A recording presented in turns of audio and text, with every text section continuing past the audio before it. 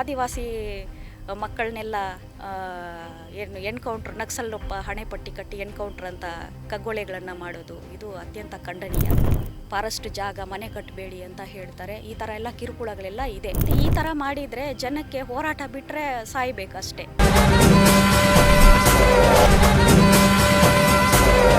ಅಂದರೆ ಭೂಮಿ ಎಲ್ಲ ಕಳ್ಕೊಂಡು ಬದುಕನ್ನು ಕಳ್ಕೊಂಡು ಕುಟುಂಬ ಸಮೇತ ಆತ್ಮಹತ್ಯೆ ಮಾಡ್ಕೋಬೇಕು.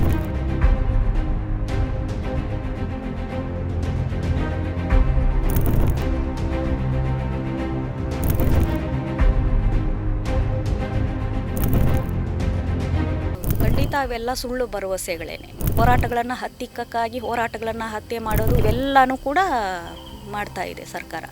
ನಕ್ಸಲ್ ನಾಯಕ ವಿಕ್ರಮ್ ಗೌಡ ಎನ್ಕೌಂಟರ್ಗೆ ಈಗಾಗಲೇ ಮುಖ್ಯವಾಹಿನಿಗೆ ಮರಳಿರುವ ಮಾಜಿ ನಕ್ಸಲ್ ರೇಣುಕಾ ಭಾರತಿ ಸಾಮಾಜಿಕ ಜಾಲತಾಣದಲ್ಲಿ ಆಕ್ರೋಶ ವ್ಯಕ್ತಪಡಿಸಿದ್ದಾರೆ. ಕಾಮ್ರೇಡ್ ವಿಕ್ರಮ್ ಗೌಡ ಅಮರ್ ರಹೇ ಅಂತ ಬರಹ ಆರಂಭಿಸಿರುವ ಅವರು, ಕ್ರಾಂತಿಕಾರಿ ಹೋರಾಟಗಾರರನ್ನ ಕೊಂದು ಹೋರಾಟವನ್ನ ತಡೆಯಲಾಗದು.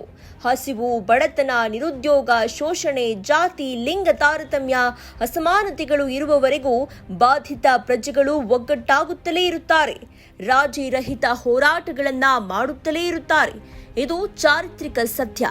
ಎಚ್ಚರವಿರಲಿ ಶೋಷಕರೇ ಅಂತ ಬರೆದುಕೊಂಡಿದ್ದಾರೆ. ಇನ್ನು ಹತ್ಯೆ ಕುರಿತು ಅನುಮಾನ ವ್ಯಕ್ತಪಡಿಸಿ ರೇಣುಕಾ ಅವರು, ಪೊಲೀಸರ ಕೈಯಲ್ಲಿ ಬಂದೂಕಿತ್ತು, ನಕ್ಸಲರ ಕೈಯಲ್ಲೂ ಬಂದೂಕಿತ್ತು. ಮುಖಾಮುಖಿಯಾದಾಗ ಮೊದಲಿಗೆ ನಕ್ಸಲರು ಪೊಲೀಸರತ್ತ ಗುಂಡು ಹಾರಿಸುತ್ತಾರೆ.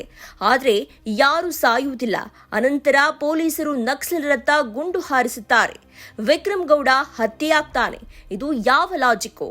ಹಾಗಾದ್ರೆ ವಿಕ್ರಮ್ ಅವರ ಸಾವು ಕಗ್ಗೊಲೆಯೇ? ಆ ಮುಗ್ಧ ಆದಿವಾಸಿ ಹೋರಾಟಗಾರನ ಸಾವಿಗೆ ಈ ವ್ಯವಸ್ಥೆಯೇ ನ್ಯಾಯ ಒದಗಿಸಬೇಕು ಅಂತ ಹೇಳಿದ್ದಾರೆ. ಇನ್ನು ಈ ಕುರಿತು ನ್ಯೂಸ್ ಮಲ್ನಾಡ್ನೊಂದಿಗೆ ಮಾತನಾಡಿರುವ ರೇಣುಕಾ ಭಾರತಿಯವರು ಕೆಲವಷ್ಟು ವಿಚಾರಗಳನ್ನ ಹಂಚಿಕೊಂಡಿದ್ದಾರೆ. ಕಸ್ತೂರಿ ರಂಗನ್ ವರದಿ, ಈ ಥರ ರೈತ ವಿರೋಧಿ, ಜನ ವಿರೋಧಿ ಕರಾಳ ಕಾಯ್ದೆಗಳನ್ನು ತಂದು ಜನರನ್ನು ಆತಂಕದಲ್ಲಿ ಮುಳುಗುವಂತೆ ಮಾಡಿದೆ. ಪಶ್ಚಿಮ ಘಟ್ಟ ಸಾಲಿನಲ್ಲಿರುವಂಥ ಜನರನ್ನು ಮುಖ್ಯವಾಗಿ. ಇಲ್ಲೂ ಕೂಡ ಅದರ ಎಫೆಕ್ಟ್ ಇದೆ. ಅರಣ್ಯ ಇಲಾಖೆ ಓಡಾಡ್ತಾರೆ, ಅಕೇಶಿಯಾ ಪ್ಲಾಂಟ್ಸನ್ನೆಲ್ಲ ತಂದು ಮನೆ ಮುಂದೆನೇ ಹಾಕಿದ್ದಾರೆ.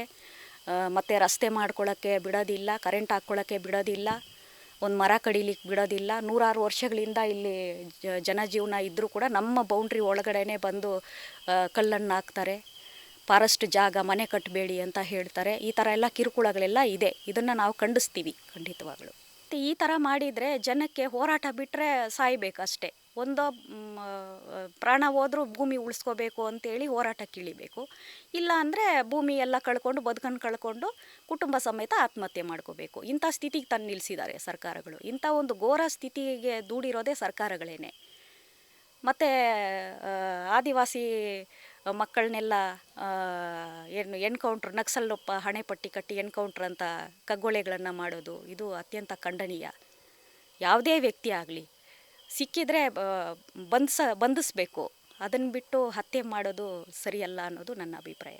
3 ತಿಂಗಳ ಹಿಂದ್ಗಡೆ ಒಂದು ಕಮಿಟಿ ಮಾಡಿಕೊಂಡು IG ಅವ್ರ ಕಡೆಯಿಂದನೇ ಸರ್ಕಾರ ಅಧಿಕಾರಿಗಳು, ಪೊಲೀಸ್ ಅಧಿಕಾರಿಗಳು ಮತ್ತು ನಾಗರಿಕರು, ಲಾಯರ್ಸು, ಪತ್ರಕರ್ತರು ಇವ್ರನ್ನೆಲ್ಲ ಒಳಗೊಂಡಂತೆ ಒಂದು ಸಮಿತಿ ಮಾಡಿಕೊಂಡು ಯಾರಾದರೂ ಮುಖ್ಯವಾಹಿನಿಗೆ ಬರಂಗಿದ್ರೆ ನಾವು ಇದು ಸರ್ಕಾರದ ಜೊತೆ ಮಾತಾಡಿ ಕೇಸುಗಳೆಲ್ಲ ತೆಗಿತೀವಿ, ಪರಿಹಾರ ಕೊಡಿಸ್ತೀವಿ, ಪ್ಯಾಕೇಜ್ ಎಲ್ಲ ಕೊಡಿಸ್ತೀವಿ ಅಂತೆಲ್ಲ ಹೇಳಿ ಎಲ್ಲ ಕಡೆನೂ ನೋಟಿಸ್ ಎಲ್ಲ ಹಾಕಿದ್ದಾರೆ. ಮತ್ತು ಮೀಡಿಯಾಗಳಲ್ಲೆಲ್ಲ ಪ್ರಚಾರ ಎಲ್ಲ ಮಾಡಿದರು. ಆದರೆ ಅವ್ರು ಬರಬೇಕಾದ್ರೆ ಮೊದಲೇ ಈ ಥರ ಮಾಡಿರೋದು ನಮಗೂ ಸ್ವಲ್ಪ ಆತಂಕದ ಛಾಯೆ ಮೂಡಿದೆ ಅಂತಲೇ ಅನಿಸೋದು. ಖಂಡಿತ ಅವೆಲ್ಲ ಸುಳ್ಳು ಭರವಸೆಗಳೇನೆ. ಹೋರಾಟಗಳನ್ನು ಹತ್ತಿಕ್ಕಕ್ಕಾಗಿ ಹೋರಾಟಗಳನ್ನು ಹತ್ಯೆ ಮಾಡೋದು, ಹೋರಾಟಗಾರರನ್ನ ಜೈಲಿಗೆ ಹಾಕೋದು, ತೊಂದರೆಗೆ ಈಡು ಮಾಡೋದು ಇವೆಲ್ಲನೂ ಕೂಡ ಮಾಡ್ತಾ ಇದೆ ಸರ್ಕಾರ. ಇವೆಲ್ಲ ಒಂದು ಘೋರ ನೀತಿಗಳ ಭಾಗ.